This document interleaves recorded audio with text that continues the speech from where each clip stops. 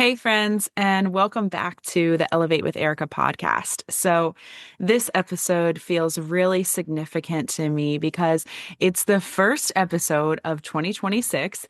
And instead of coming in with resolutions or big, bold declarations or a long list of things I'm going to fix about myself, I really want to start this year with some honesty. My word for 2026 is free. And I want to explain why because this word didn't come lightly to me. It came from a lot of reflection, a lot of checking myself, and a lot of looking back at the last few years of my life. So, toward the second half of last year, I started realizing something. I said yes to too many things. And I've openly shared about that on this podcast before and sort of my journey and realizing that and trying to figure out why I did that. And before I could just start saying no, I really needed to understand why I had been saying yes so much to begin with, because I didn't want to confuse growth with avoidance. So I didn't want to confuse rest with laziness. And if you know me at all, laziness has never been my personality. So I took time to really check myself and I asked, are these yeses actually bringing me joy? Are they serving my life in a way that fulfills my higher purpose? Or are they distractions, pulling energy away from what I truly feel called to do? And when I really started digging, I realized a lot of this traced back to the second half of 2023. That season shook the foundation of my life, and that shaking didn't stop in 2023. Unfortunately, what I thought was my rock bottom, it carried into 2024. And by the time I had reached New Year's Eve of 2024, I was honestly just ready to get my life back. It felt like so much had gone out of my control and I wanted to move on. And in true Erica fashion, I wanted to move on as fast as possible. I'm an Enneagram 3. I get a lot of joy from checking things off, from being successful, from being active and proactive. And I really believe that's why I said yes to so many things, because accomplishment felt like relief. Success felt like proof that I was okay. And movement felt like healing to me. And to be clear, some of those yeses were incredible. They have changed my life. They have changed the trajectory of my life. They have given me excitement back again, which is exactly what I was craving, what I was chasing. But they also came with an overabundance of work. And by the second half of 2025, life started feeling really heavy.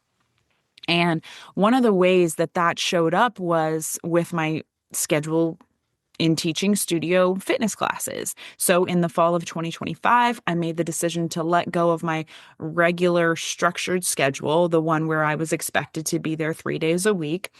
I still do teach today. I just fill in and I love it. But I realized the obligation of that schedule because I realized that it had kind of become a distraction from what I truly believe is my higher calling and what is actually changing my life and my family's life and the community that I wish to serve.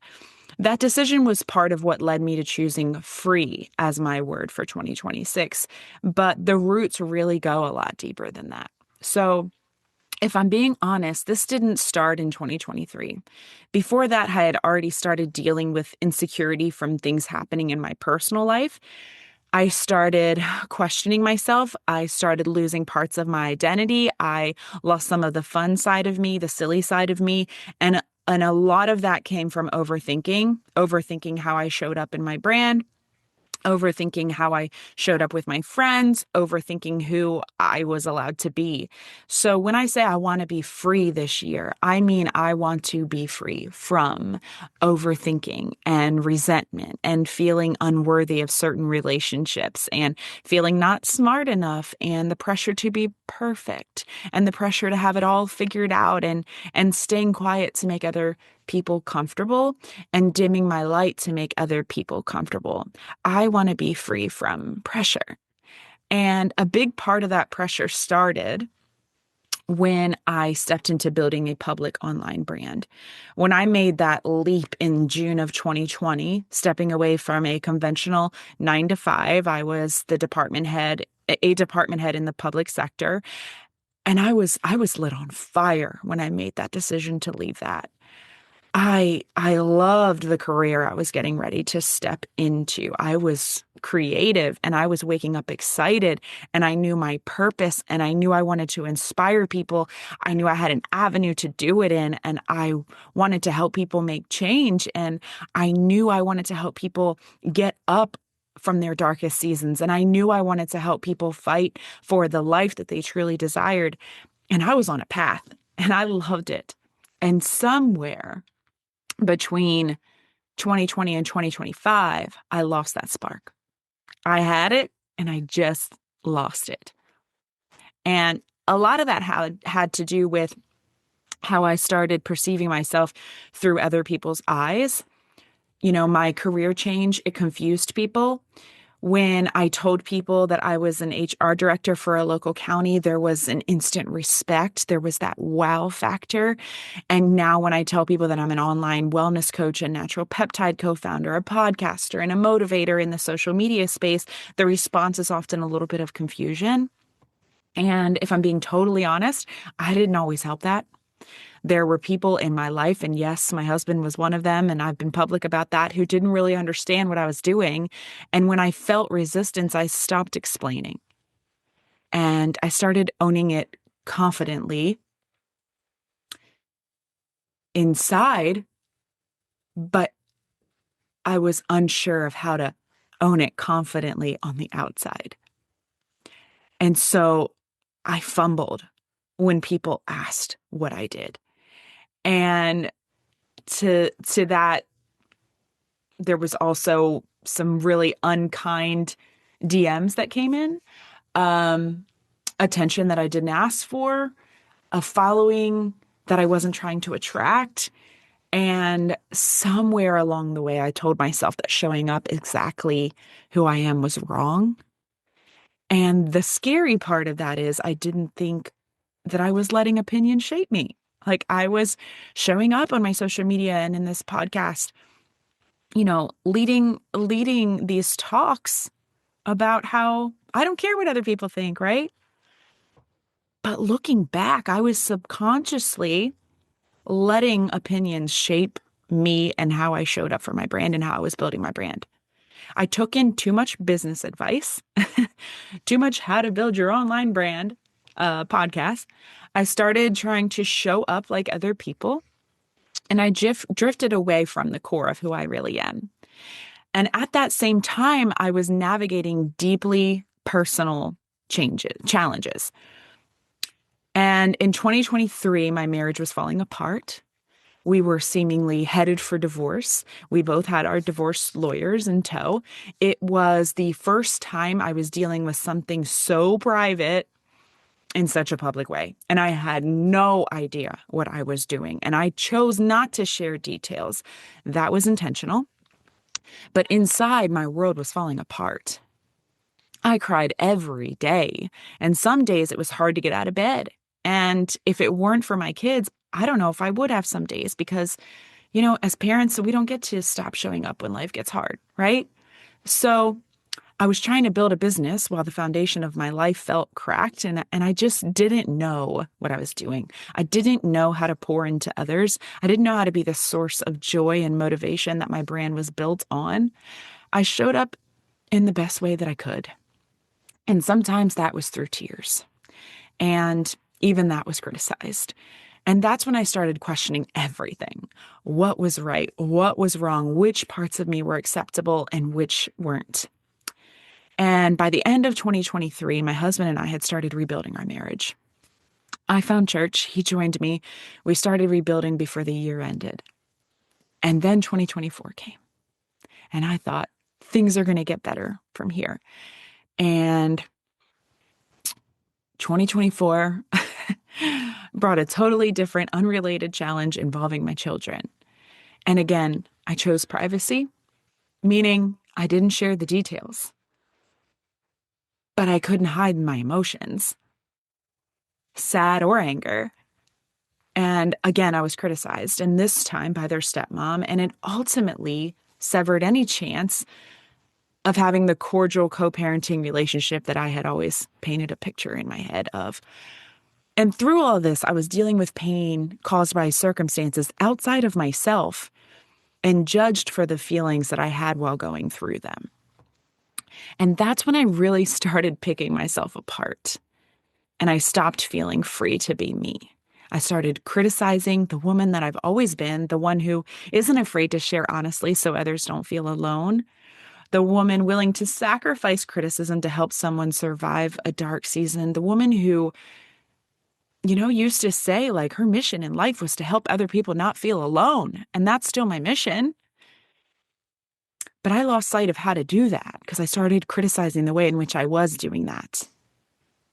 I started hiding her. And when you're in the darkest season of your life and you're criticized for giving voice to that truth, it changes you. But I am ready to release that because I remember Erica in 2020. She loved music. She loved dancing. She loved laughter, spontaneity, adventure. She had so many creative ideas. She had to write them down as fast as she could because her soul was lit on fire. I used to wake up in the middle of the night with creative ideas, not kidding, and grab my phone and add them to the notepad app on my phone to that running list. That version of me was confident. She had a sexy confidence too, and she wasn't ashamed of it. She was proud of it. And now there's also this new version of me who is a woman of faith because I found Jesus in the darkest season of my life. And I want all of her. I want to take her into what's ahead, this new co-founding venture that's bringing the first nature-derived peptides to the market, the doors opening, the friendships forming, the widened reach and the impact that I get to have helping others. Because even with all of that excitement last year in kicking off that co-founding venture, something was still missing. And it was joy and it was happiness and it was my creative spark. I want that back. That creative spark lights my soul on fire. It's truly I think why I felt so misaligned in my 9-to-5 job in the public sector working for the government because there was no avenue for that creative spark within me. It's like a flame, really. It's a huge part of why I shifted from, going to get my MBA and thinking I had to have the college. And as soon as I got the job, life would be great. It's a huge part in why I shifted my life from that to what I do now, which is totally unconventional, right? But that's when I knew. That's when I knew when I still had something missing, even though I was getting this huge blessing in my life of this new co-founding venture. I knew that I wasn't free. So in 2026, I choose free. Free to return to myself, free to be open, free to stop shrinking, free to stop performing, free to create again, and free to trust God again, and free to be me. And I want to leave you with this. What is your word for the year? Not the word that sounds good. Not the word someone else said that's theirs and it just sounds good to you. Hey, if it's free, and you totally resonate with this episode, let me know because I want to celebrate you in that too. But I really want you to figure out the word that your soul actually needs. So I shared my word on Instagram and I would love for you to go comment and tell me yours. Go find that post on my Instagram, comment on it, and tell me what your word of the year is. You can find me at Miss MS, at Miss_Erica_Renee. And thank you guys for being here. Thank you for growing with me. And welcome to 2026. Until next episode, friends. E. If you've been listening to this podcast for a while, you know I'm not about extremes, quick fixes, or forcing change that doesn't last. And if you're headed into this season feeling like you want to reset, but you don't want another plan that asks you to overhaul your entire life, I want to tell you about something I'm really excited about. It's called the Make 3 Breakthrough. This is a 90-day real-life wellness reset built around simplicity and support, not perfection. We focus on 3 nature-derived peptides: fit, lean, and restored, to support energy, metabolism, strength, and sleep. 3 simple commitments we make together: daily steps, protecting sleep, and small nutrition and hydration swaps. And most importantly, community and accountability. So you're not doing this alone. Already there's over 1,000 people in this community ready to do 2026 differently. This isn't about shrinking yourself or pushing harder. It's about working with your body, stacking small wins, and letting consistency do what extremes never could. I'm personally leading this group, walking through it alongside you, and creating a space that feels supportive and encouraging and realistic for real life. We start together, but you can join and begin on your own timing. No falling behind, no pressure.